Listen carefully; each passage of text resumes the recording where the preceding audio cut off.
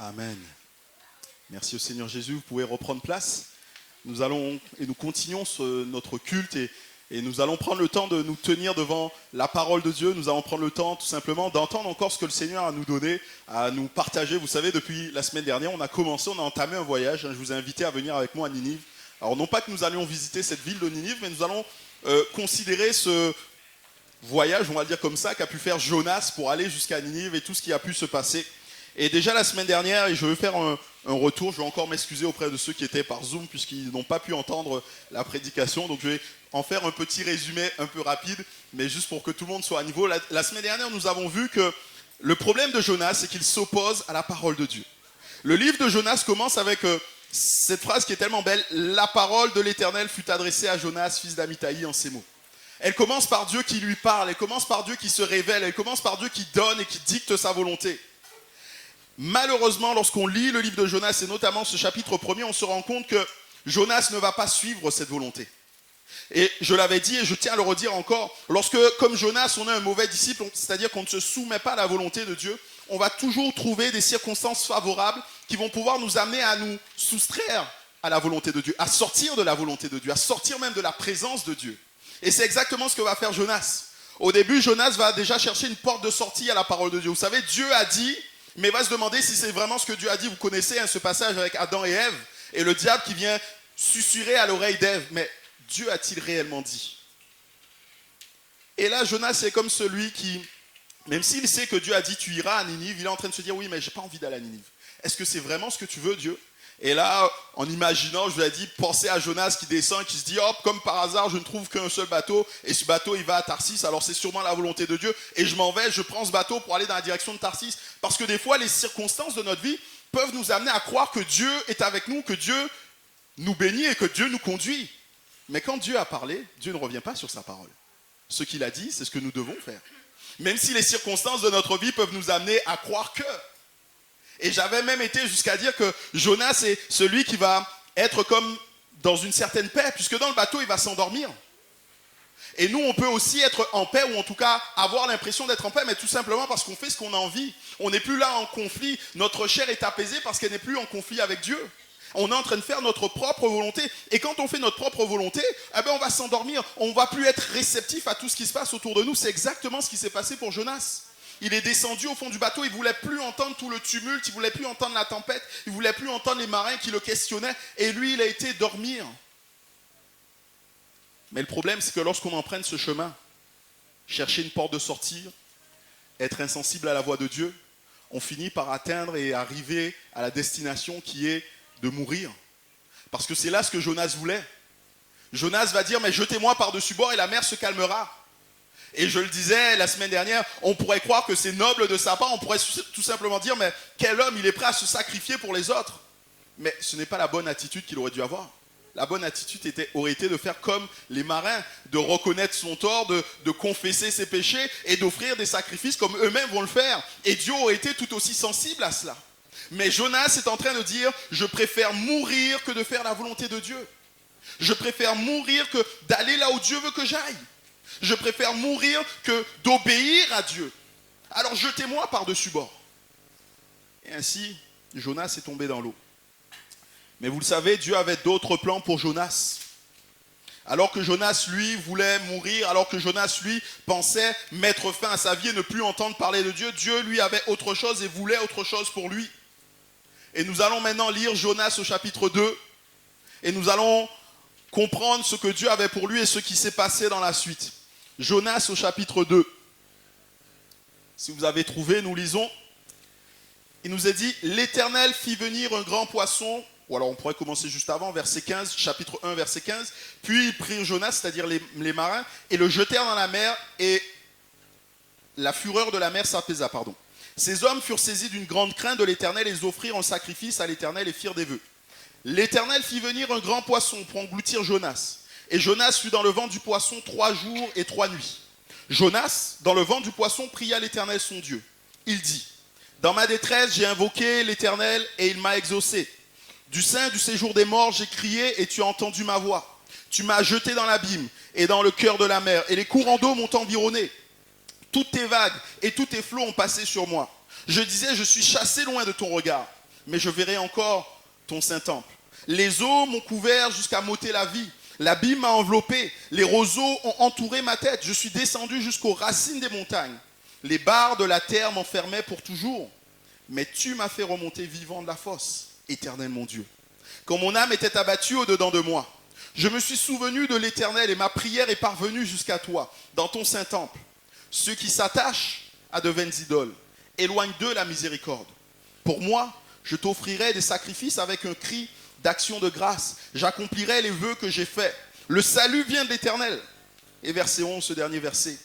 L'Éternel parla au poisson, et le poisson vomit Jonas sur la terre. Amen. Dieu avait un autre plan pour Jonas. Dieu avait un autre plan, et ce plan, c'était quoi? C'était tout simplement de sauver Jonas. Et le moyen qu'il avait prévu pour sauver Jonas, c'était au travers de ce poisson. Alors souvent, lorsqu'on parle de Jonas, on va penser au poisson. Mais réalisez que le poisson, dans tout le chapitre qu'on vient de lire, qui fait 11 versets, le poisson n'est mentionné que 2 ou 3 fois, je ne vais pas compter, mais il n'est pas mentionné tant que ça. En fait, l'important du message de Jonas, ce n'est pas le poisson, mais c'est plutôt ce qui va se passer dans le ventre du poisson. C'est plutôt ce qui va se passer dans le cœur même de Jonas à ce moment-là.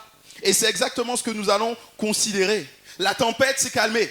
Jonas a été jeté dans la mer et la tempête est en train de se calmer. Et là, Jonas voit une masse remonter des profondeurs et il imagine un poisson qui arrive et qui va l'avaler. Je ne sais pas comment vous êtes dans l'eau, je ne sais pas si vous êtes à l'aise dans l'eau.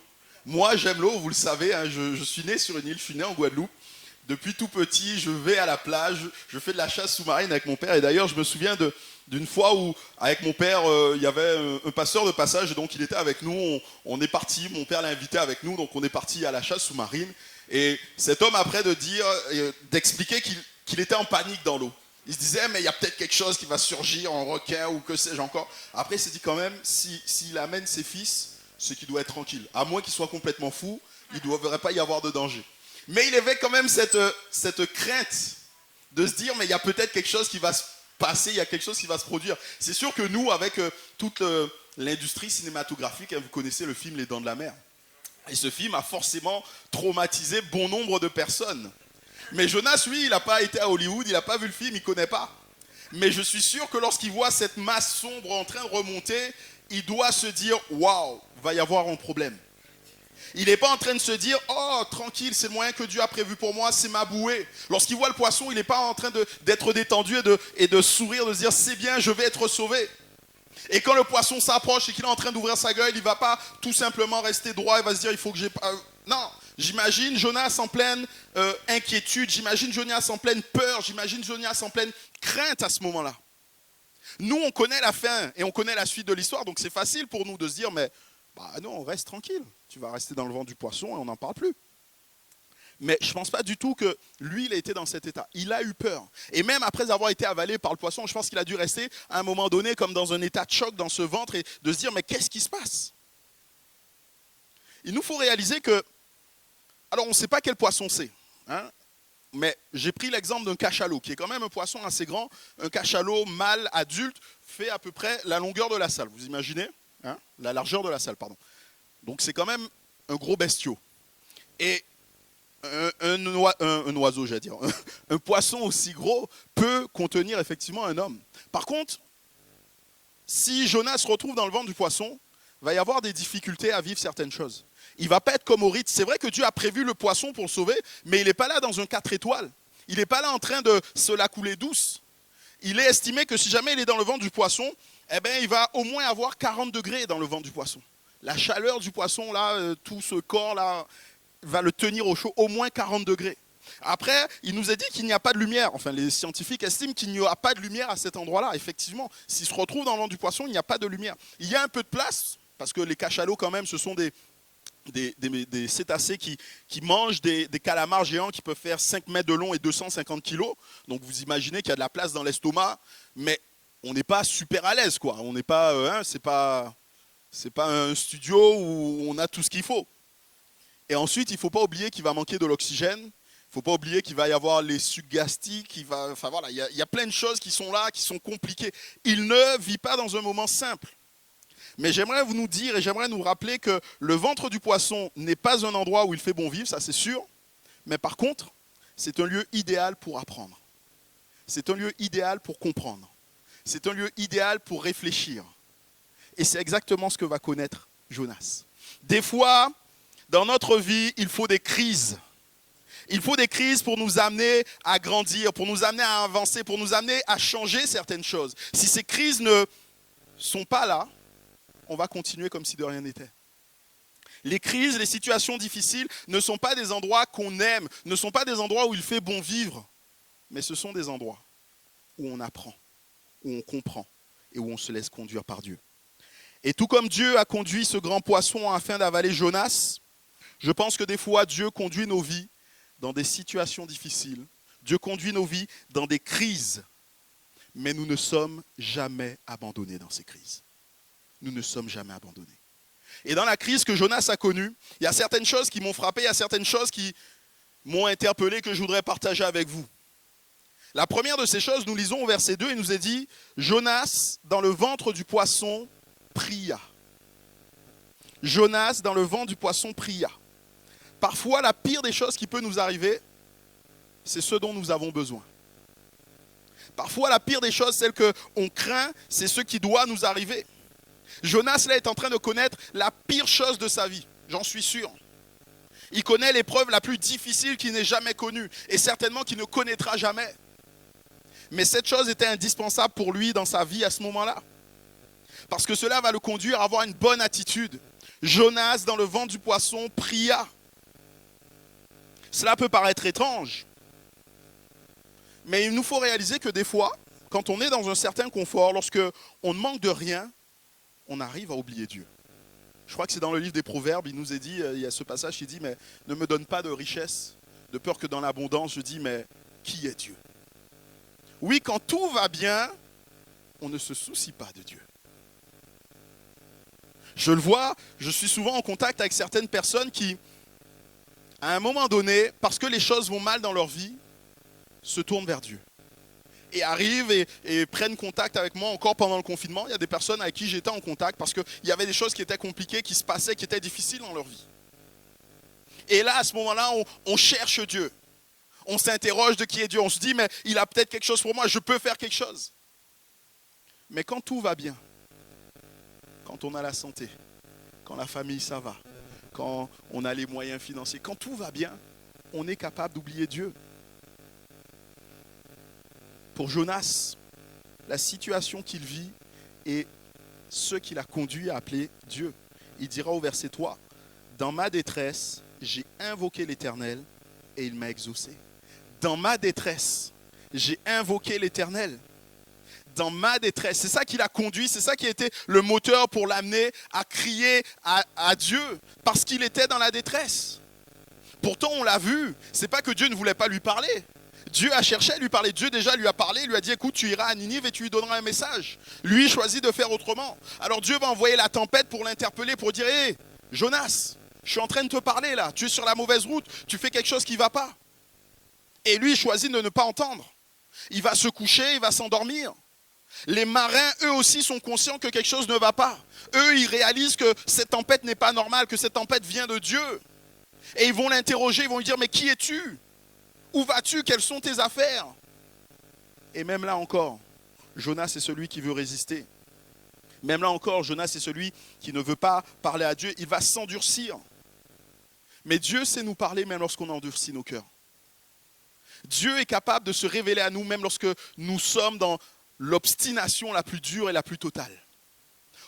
Dans le prophète Osée, Dieu va parler et va dire à un moment donné, « J'emmènerai mon peuple au désert et je parlerai à son cœur. » Là, il est question de Dieu qui veut parler au peuple d'Israël. Israël était le peuple que Dieu avait choisi. Non pas parce qu'Israël était meilleur que notre peuple, mais tout simplement parce que Dieu a aimé ce peuple. Et ce peuple a démontré au cours de son histoire, ce peuple n'est pas meilleur que nous, que le reste des hommes. Ce peuple s'est détourné de Dieu sans cesse. Tant et si bien qu'à un moment donné, Dieu a dit, je vais l'amener au désert. Et quand Dieu est en train de parler de ça, Dieu est en train de dire, je vais l'amener à un endroit où il ne pourra subsister, où il ne pourra dépendre de rien d'autre que de moi. Dans le désert, il n'y a pas d'habitation. Dans le désert, il n'y a pas de distraction. Dans le désert, il n'y a pas de point d'eau. Tout ce dont tu auras besoin, c'est à moi. C'est en te tournant vers moi, c'est en t'approchant de moi que tu l'auras. Dieu est en train de dire tout simplement, je vais faire un temps de crise dans la vie d'Israël. Je l'amènerai au désert et je parlerai à son cœur. Parce que lorsque nous sommes dans des temps de crise, nous sommes plus propices à écouter, comme je le disais. Nous sommes plus propices à nous tourner vers Dieu. Nous sommes plus propices à laisser encore cette voix toucher notre cœur. Et quand on lit toute l'histoire de Jonas, on se rend compte qu'il avait bien besoin de tout ça pour l'amener à revenir à Dieu. Malgré tout ce qu'il y avait eu avant, malgré les manières dont Dieu avait voulu se révéler à lui, Jonas avait choisi de rester, de s'obstiner. Jonas avait choisi de ne pas aller vers Dieu, de se séparer de Dieu. Non pas qu'on puisse mettre une distance géographique, physique entre Dieu et nous. David dira, si je prends les ailes de l'aurore, si je m'en vais, tu es là-bas. Si je me cache au plus profond de la terre, mais je t'y trouverai. Dieu est partout, Dieu est omniprésent, nous dit la Bible. Où que l'on aille, Dieu est présent. Mais, spirituellement, il y a une réalité, qui est que l'homme est séparé de Dieu. Cette réalité, elle existe depuis aussi longtemps que l'homme existe, quasiment. Elle a pris sa source dans le jardin d'Éden. Lorsque Dieu a créé Adam et Ève, il les a créés pour être avec lui. Il les a créés pour jouir de ce qu'il avait prévu, de ce qu'il voulait pour eux. Et là, Adam et Ève, à cause de leur péché, à cause du fait qu'ils n'ont pas voulu obéir à Dieu, là on revient encore à ce manque d'obéissance, ils ont été séparés de Dieu. Et depuis, toute l'humanité est séparée de Dieu. Jonas est séparé de Dieu, mais il nous faut reconnaître que nous aussi, nous sommes séparés de Dieu. Nous nous tenons loin, nous pouvons nous approcher de Dieu. En regardant l'histoire de Jonas, on pourrait se dire, mais il est trop tard pour lui. Il s'est obstiné, il a choisi de tomber dans l'eau, il est dans l'eau là, il est dans le ventre du gros poisson. Peut-être que lui-même est en train de se dire, mais il n'y a plus rien à faire pour moi, après tant de rébellion, après tant d'obstination. Mais il y a un verset que nous trouvons dans la première épître de Paul à Timothée qui nous dit, et c'est Paul qui parle, il dit, je veux donc que les hommes prient en tout lieu, en élevant des mains pures, sans colère ni mauvaise pensée. Je pourrais rajouter, sans déformer la pensée du passage, je veux donc aussi que les hommes prient en tout lieu et en tout temps.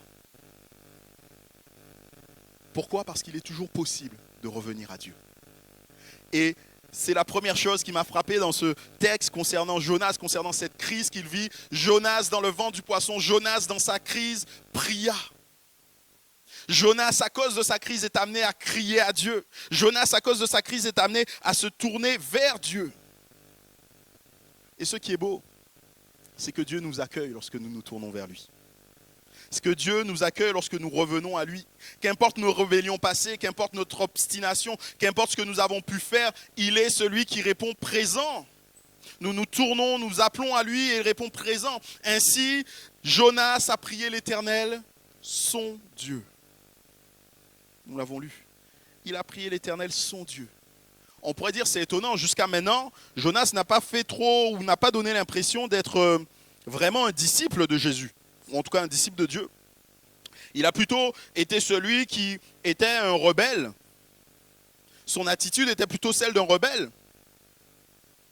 Je ne sais pas pour vous, mais souvent, quand je lis la Bible, je dis, mais heureusement que ce n'est pas moi Dieu. Parce que si j'étais à la place de Dieu, j'aimerais vous dire qu'il n'y aurait pas eu de chapitre 2, 3 et 4 à Jonas. Ce sera arrêté au chapitre 1. Ce sera arrêté par des paroles du style Jonas et les marins jetèrent Jonas et Jonas coula et glou, et glou, et glou, et glou. Et on s'arrêterait là. Parce que je suis humain. À un moment donné, je me dis, mais on ne peut pas être comme ça, tout le temps se rebeller contre Dieu, tout le temps aller contre Dieu et revenir comme si de rien n'était. Vous savez, revenir avec le grand sourire, Seigneur, merci encore de m'accueillir. Parce que ça, c'est ma pensée d'humain. Mais ce n'est pas la pensée de Dieu. Dieu, heureusement, il est plus grand, il est plus amour, il est plus intelligent que moi. Il est plus intelligent que chacun d'entre nous. Et lui, quand il agit, il le fait par amour. Il ne fait pas les choses par vengeance. Il ne fait pas les choses dans la méchanceté. Le Seigneur est toujours dans l'amour. La Bible nous dit Dieu est amour. La Bible ne nous dit pas que Dieu aime. La Bible nous dit que Dieu est amour. C'est-à-dire que tout ce que Dieu fait, même lorsqu'il nous punit, même lorsqu'il nous châtie, il le fait dans l'amour. Il ne permet pas que nous soyons éprouvés au-delà de nos forces, par exemple, nous dit la parole de Dieu. Oui, nous sommes éprouvés, mais nous ne sommes jamais éprouvés au-delà de nos forces, parce que Dieu est amour. Nous le savons. Et donc Dieu est celui qui fait les choses différemment de nous. Il ne se détournera pas de Jonas. Bien au contraire. Il est celui qui va, et nous le verrons tout à l'heure, qui va être réceptif et attentif à Jonas. Mais je voudrais juste attirer un peu notre attention sur autre chose, c'est sur le fait qu'on pourrait croire que parce qu'on est dans la détresse, il n'est plus la peine de crier à Dieu. Mais Dieu est celui qui, précisément, dans la détresse, nous invite à l'appeler. Il y a tellement de versets, j'en ai relevé quelques-uns. Le psaume 50, verset 15, il nous est dit « Invoque-moi au jour de la détresse, et je te délivrerai, et tu me glorifieras. » Psaume 18, verset 6. « Dans ma détresse, j'ai invoqué l'Éternel, j'ai crié à mon Dieu. De son palais, il a entendu ma voix, et mon cri est parvenu devant lui à ses oreilles. » Psaume 86, verset 7. « Je t'invoque au jour de ma détresse, car tu m'exauces. » Ailleurs, le psaume 107, verset 6. « Dans leur détresse, ils crièrent à l'Éternel, et il les délivra de leurs angoisses. » Oui, dans notre détresse, Dieu s'attend à ce qu'on crie à lui. Oui, dans notre détresse, Dieu veut qu'on le reconnaisse comme Dieu. En fait, la détresse a cette faculté de nous amener à remettre les choses en ordre. La détresse a cette faculté de nous amener à remettre notre vie bien comme elle devrait l'être. Alors que Jonas, jusqu'à maintenant, il décidait de ce qu'il devait faire, la détresse, la crise qu'il connaît, l'amène à réaliser que c'est Dieu qui est Dieu et qu'il doit se tourner vers Dieu. C'est pour ça qu'il a crié, il a prié à l'Éternel, son Dieu. Il va reconnaître que Dieu dirige toute situation, que Dieu dirige toute circonstance. Au verset 4, il nous est dit « Tu m'as jeté dans l'abîme, dans le cœur de la mer, et les courants d'eau m'ont envahi. Toutes tes vagues et tous tes flots ont passé sur moi. » Quand j'ai lu ça la première fois, je me suis dit « Mais oh Jonas, c'est toi qui as fait ça. C'est de ta faute. C'est pas Dieu qui voulait ça pour toi. C'est parce que tu t'es rebellé, c'est parce que tu as été contre Dieu que tu as connu tout ça. » Mais Jonas n'est pas en train là de réécrire l'histoire ou de se dédouaner des choses. Il est en train là plutôt de reconnaître que même lorsqu'il fait faux, même lorsqu'il fait les choses qu'il ne doit pas faire, Dieu reste au contrôle de toutes choses. Et que Dieu est capable de conduire les choses. Parce que Dieu est Dieu. Dieu n'est pas pris au dépourvu parce qu'il a pu faire. Dieu savait comment il allait gérer cela. Il n'est pas en train d'accuser Dieu, mais il confesse tout simplement que Dieu est Dieu. Il reconnaît que Dieu conduit toutes choses. Il reconnaît aussi que Dieu est tout-puissant. Tout-puissant pour le sauver. Verset 7, il dit « Je suis descendu jusqu'aux racines des montagnes, les barres de la terre m'enfermaient pour toujours, mais tu m'as fait remonter vivant de la fosse. » Et plus loin au verset 10, il dira « Pour moi, je t'offrirai des sacrifices avec des cris d'action de grâce, j'accomplirai les vœux que j'ai faits. » Et enfin, il dit « Le salut vient de l'Éternel. » Là, Jonas est tout simplement en train de reconnaître que Dieu est Dieu et que Dieu est plus grand que lui.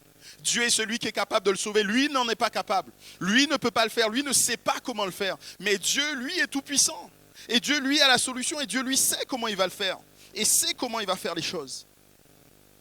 Mais ce qui m'a le plus attiré, ou qui a le plus attiré mon attention, c'est ce verset 8. Ou plutôt le verset 9, pardon. Ceux qui s'attachent à des vaines idoles éloignent d'eux la miséricorde. Et là, pour moi, Jonas reconnaît que son cœur n'est pas tout entier à Dieu. En fait, tout au long de ce passage de ce psaume, puisque c'est un psaume, hein, une prière adressée à Dieu, une prière, un poème, tout au long de ce psaume, il ne parle que de lui. Il ne parle que de lui et de personne d'autre. Et ce verset 9 le concerne lui aussi. Alors on pourrait se dire, mais waouh, c'est un peu fort de parler de Jonas comme étant un idolâtre. Alors oui, c'est quelqu'un de têtu, c'est quelqu'un d'obstiné, c'est quelqu'un de xénophobe, c'est quelqu'un de désobéissant. Oui, mais comment arriver à dire que ce serait quelqu'un qui serait idolâtre? On va prendre les choses à l'envers. On va se poser la question, est-ce que Jonas honore Dieu? Est-ce que Jonas, dans ce qu'il a fait jusqu'à maintenant, dans la manière dont il a agi, notamment au verset 1er, au chapitre 1er, est-ce qu'il a honoré, est-ce qu'il a adoré Dieu? La réponse, vous êtes d'accord avec moi, c'est non. Vous le savez, celui qui n'est pas pour moi, alors quand je dis ça, c'est pas moi, hein, c'est Dieu qui dit ça, hein, celui qui n'est pas avec moi est contre moi. Donc s'il n'est pas avec Jésus, il est contre Jésus. S'il n'est pas avec Dieu, c'est qu'il est contre Dieu. Et quelque part, c'est exactement ce que Jonas réalise. Et c'est exactement ce que Jonas est en train de nous dire.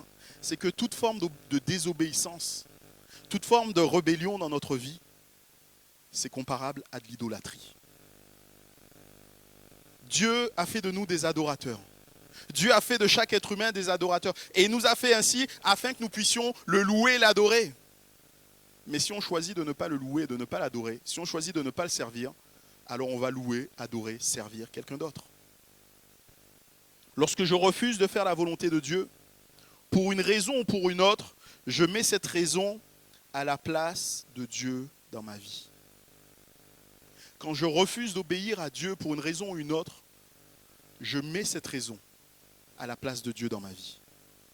Ainsi, on pourrait considérer tout simplement que, comme je le disais, j'avais pris des exemples la semaine dernière, je continue avec ces exemples. Quand je refuse de conformer mon comportement à ce que la Bible enseigne en matière de vie familiale, en matière de relations fraternelles, parce qu'on va dire « je suis comme ça », eh bien vous savez quoi? On est en train d'élever notre personnalité à la hauteur de Dieu. On en fait une idole et on choisit de servir et d'adorer cette idole.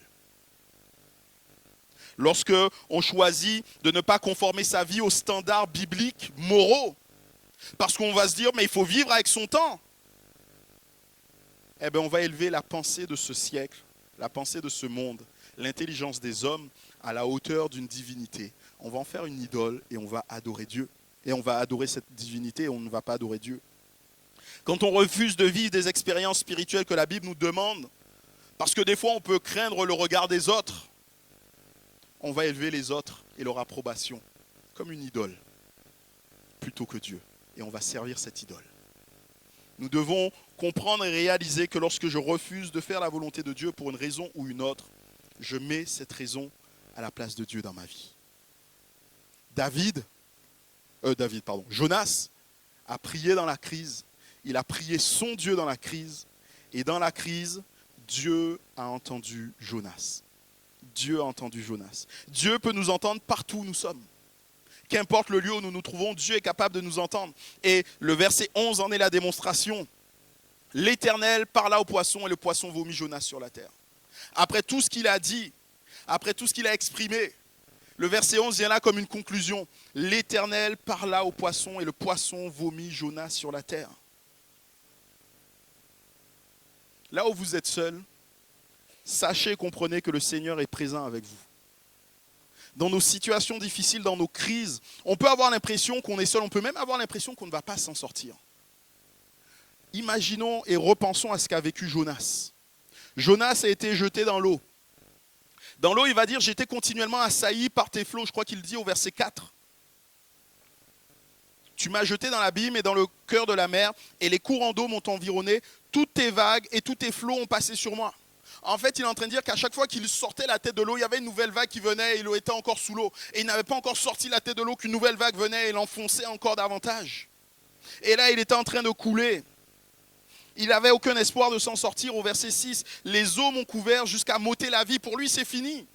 Alors que déjà, il a dû subir toutes ces vagues qui s'accumulent et qui ne peut pas supporter. Là, il dit, bon, je laisse prise, je laisse tomber, je vais couler, je vais mourir, on n'en parle plus. Et là, il voit une espèce de masse énorme qui est en train de remonter des profondeurs. Il se dit, mais c'est pas possible. Il n'y a donc jamais un temps où ça va s'arrêter. Alors que je suis en train de lâcher prise et je pense que ça va se terminer, on dit c'est fini. Là, il y a encore quelque chose qui arrive. Et là encore, il est pris de panique, là encore, il est pris de peur. Et là, il va être englouti par le poisson, il va se retrouver là dans le ventre du poisson. Je le disais tout à l'heure, il va certainement être transi, il va certainement être dans un temps de choc. Il va se dire, mais c'est bon, c'est fini. Jamais je vais ressortir de là. Je suis dans le poisson au fond de l'océan. Personne ne sait où je suis. Personne ne me voit. Personne ne m'entend. Comment est-ce que je pourrais atteindre Dieu?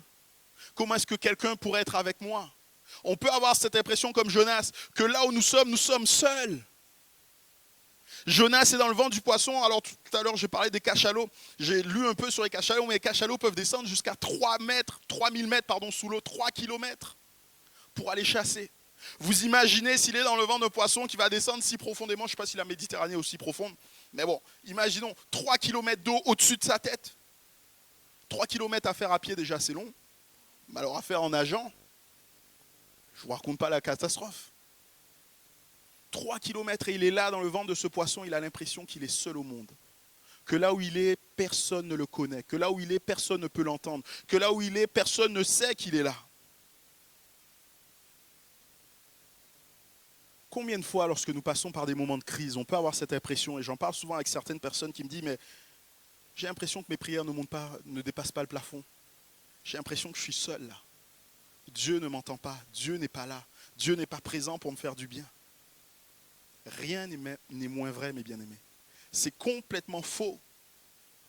Il a dit, Jonas, au verset 8, « Quand mon âme était abattue au-dedans de moi, je me suis souvenu de l'Éternel et ma prière est parvenue jusqu'à toi dans ton Saint-Temple. » Quand mon âme était abattue, je me suis souvenu de toi et ma prière est arrivée jusqu'à toi. La prière est un moyen de communication qui ne tombe jamais en panne. La semaine dernière, on a eu un problème avec Zoom et ceux qui étaient par Zoom n'ont pas pu entendre la prédication. Ils m'ont vu beaucoup bouger. Vous savez, je bouge beaucoup lorsque je prêche, mais ils n'ont rien entendu. Un problème de communication. Mais la prière n'est pas comme ça. Il n'y a jamais aucun bug dans la prière. Lorsqu'on s'adresse à Dieu, Dieu nous entend. Dieu nous reçoit. Lorsqu'on parle à Dieu, il n'y a jamais de panne. Dieu entend toujours. Et moi, des fois, pour plaisanter, lorsque quelqu'un me dit « mais mes prières ne dépassent pas le ciel et n'arrivent pas ne dépassent pas le plafond, n'arrivent pas jusqu'au ciel en la présence de Dieu », je dis « mais il n'y a pas besoin qu'elles aillent si loin, tes prières. » Matthieu 6,6 nous dit « rentre dans ta chambre et ton Père qui est là dans le lieu secret te le rendra. » Nos prières arrivent toujours à destination. Dieu, lorsqu'on lui prie, entend toujours. Et j'aime à considérer que Jésus a parlé de Jonas une fois. Et il a dit, je ne vous donnerai pas d'autre signe que celui de Jonas. Quand il parlait de Jonas, il était en train de dire, je vais moi aussi connaître un temps où je vais être enfermé pendant 3 jours et où je reviendrai. Je serai comme mort et où je réapparaîtrai à la vie. Il parle ici de sa résurrection qui va venir. Mais ce que je veux comprendre ici, c'est qu'il annonce qu'il est prêt à nous rejoindre dans nos difficultés. Il annonce qu'il est prêt à aller jusque là où nous sommes, au plus profond des ténèbres, au plus profond de ce qui est profond de la terre, de là où on pourrait être enfermé. Il est prêt à venir jusque là pour nous ramener jusque dans la présence de Dieu. Jonas était au profond là pendant 3 jours dans le ventre du poisson, mais Dieu est prêt à le faire, Jésus est prêt à aller jusque là. C'est une confirmation que Jésus est aussi capable de compatir à chacune de nos peines. Parce qu'il a vécu ce que nous avons vécu, parce qu'il connaît et nous savons ce que nous sommes. Je me souviendrai toujours de cette chrétienne à Bordeaux qui a eu beaucoup de difficultés, qui en connaît encore, et qui me disait, il y a une phrase qui, moi, me soutient tout au long de ma vie. Et à chaque fois que j'ai envie de baisser les bras, à chaque fois que je suis désemparé, à chaque fois que je pleure, je me souviens de cette phrase. Personne ne te connaît comme Jésus. Elle me dit que ça suffit à égayer sa journée. Ça suffit à lui redonner le courage et la force d'affronter tout ce qu'elle va connaître. Parce que oui, personne ne nous connaît comme Jésus, parce que personne n'a vécu ce que nous vivons à part Jésus. Et c'est pour ça qu'il est celui qui est capable de compatir, de nous faire du bien. Et je voudrais terminer tout simplement en nous posant quelques questions. Que faisons-nous lorsque nous nous sommes trompés? Comment est-ce que nous agissons lorsque nous avons mal fait? Lorsqu'on se retrouve dans des situations difficiles à cause de nos choix, à cause de nos mauvais choix. Lorsqu'on est des fois dans des situations où on a l'impression qu'on ne pourra jamais s'en sortir, on est englué dans le péché et on ne pourra jamais s'en sortir parce qu'on a fait, on a pris de mauvaises décisions. Jonas nous donne la réponse. Jonas, dans le ventre du poisson, au sein de sa crise, pria l'Éternel son Dieu. Il nous faut prier, la première des choses. Il nous faut accepter de nous tourner vers Dieu, mais il nous faut accepter aussi de nous tourner vers Dieu. Il nous faut nous tourner, mais il faut nous tourner vers Dieu. On ne peut pas se tourner vers n'importe quoi. Pas vers notre représentation de Dieu, mais vraiment vers Dieu, celui qui contrôle et qui dirige toutes choses. Reconnaître qu'on a mal fait. Ceux qui s'attachent à des vaines idoles éloignent d'eux la miséricorde. Si dans votre cœur, il y a quelque chose qui a pris la place de Dieu, il faut le reconnaître. Et il faut dire, Seigneur, ces choses, je veux les abandonner. Seigneur, ces choses, je ne veux plus les vivre. Seigneur, ces choses, je n'en veux plus dans ma vie. C'est exactement ce qu'il va faire au verset 10. Pour moi, je t'offrirai des sacrifices avec un cri d'action de grâce. J'accomplirai les vœux que j'ai faits et le salut vient de l'Éternel. Il est tout simplement en train de dire, je vais te louer toi parce que tu es Dieu. Alors que je louais des idoles, non, je vais arrêter, je vais te louer toi et je vais marcher dans la droiture, dans ce que tu veux pour moi. Je vais accomplir mes vœux parce que je sais que c'est toi qui sauves. C'est toi qui délivres. Et ce que j'aime à réaliser et que nous devons comprendre, c'est que Jonas, quand il est en train de faire cette prière, il se trouve où? Il se trouve toujours dans le ventre du poisson. C'est qu'au verset 11 qu'il est craché. Pourtant au verset 10, il dit le salut se trouve en l'Éternel. Jonas est capable de proclamer ces choses bien avant même de les vivre, parce qu'il sait qui est Dieu. Il sait comment Dieu agit. Oui, Jonas récoltait ce qu'il avait semé. Et nous pouvons aussi être des fois comme Jonas. On récolte ce qu'on sème. Dieu nous donnait un chemin, nous en avons pris un autre, et on se retrouve là dans une crise, et on se débat, et on se débat, et on se débat. Mais arrêtez de vous débattre dans le ventre du poisson. Priez. Priez Dieu. Confessez votre péché. Et louez-le. Voilà ce qu'il faut faire. Il y a toujours un prix à payer lorsqu'on désobéit. Mais il y a toujours possibilité de revenir à Dieu. Et avant qu'on puisse finir, je ne voudrais pas non plus oublier, on va prendre le temps pour prier, mais je ne voudrais pas non plus oublier tous ceux qui passent par des moments difficiles, on va dire, pas parce qu'ils auraient péché. La Bible nous dit, et vous connaissez sûrement ce passage, le malheur atteint rarement le juste. Non, vous le savez. Le malheur atteint souvent le juste. Dit autrement, le juste est souvent dans la détresse. Et la fin de ce psaume nous dit, mais l'Éternel l'en délivre toujours. Moi, je crois que Dieu est celui qui est capable d'intervenir dans nos détresses. Je crois que Dieu est capable d'intervenir dans nos crises. Oui, lorsqu'on les provoque, il nous faut nous repentir, il nous faut tout simplement lui demander pardon. Mais même lorsque c'est la vie qui amène ces crises sur nos vies, parce que le malheur atteint souvent le juste, nous croyons que nous pouvons nous tourner vers Dieu. Nous croyons que nous pouvons dépendre de lui et qu'il est capable de nous retirer de la fosse, comme a pu dire Jonas. Le Seigneur le délivre toujours. Le Seigneur veut nous délivrer.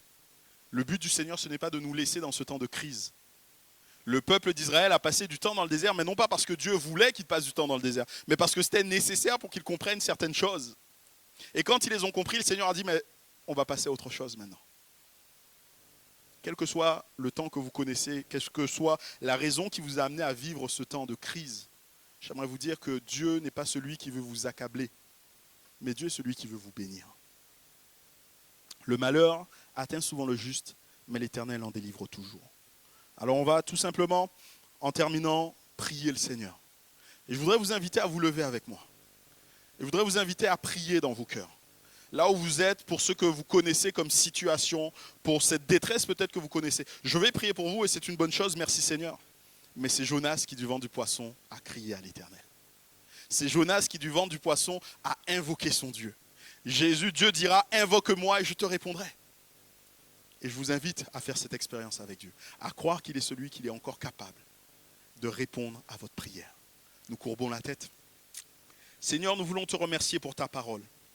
Merci parce que cette parole, Seigneur, nous amène toujours à revenir à toi, Seigneur.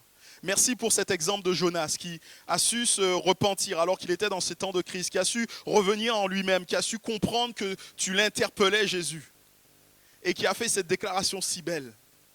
Oui, ceux qui sont idolâtres, éloigne de la miséricorde. Mais moi, je veux te célébrer, je veux te louer, toi, Dieu. Je veux te bénir. Je te prie pour chacun de mes bien-aimés qui est ici présent, ce Seigneur qui, peut-être comme Jonas, se retrouve dans une situation de crise parce qu'ils auraient désobéi à ta volonté, parce qu'ils auraient fait autrement que ce que toi, tu leur proposais. Parce qu'ils auraient pris tout ce chemin qu'a pris Jonas jusqu'à se dire, mais je préfère mourir que de faire la volonté de Dieu. Même là, toi, Seigneur, tu es encore celui qui les appelle, qui les interpelle et qui leur donne la possibilité de revenir à toi. Permets que mes bien-aimés puissent saisir cette occasion que tu leur tends pour revenir à toi, pour se laisser changer, pour se laisser transformer. Je prie, Seigneur, pour que ta grâce soit encore manifestée dans leur cœur. Mais je veux aussi penser, Seigneur, à tous ceux qui connaissent et qui passent par des moments difficiles, Seigneur, parce que nous le savons, la vie est faite de moments difficiles. Oui, Seigneur, le malheur est souvent atteint le malheur atteint souvent le juste, mais nous savons que tu es celui qui nous délivre. Je te prie pour ces bien-aimés, te demander encore d'étendre ta main, d'étendre ta grâce, Seigneur, et de délivrer, Seigneur. Viens faire du bien, Seigneur. Viens apaiser les craintes. Viens apaiser les peurs. Mais viens aussi délivrer, Seigneur. Tu es celui qui nous retire de la fosse. Et je veux prier pour un temps, Seigneur, de miracle, d'intervention divine. Pour chacun de mes bien-aimés. Tu es celui, Seigneur, qui retire de la fosse. Sois célébré. Sois béni et glorifié, Jésus-Christ de Nazareth. Alléluia. Amen. Amen.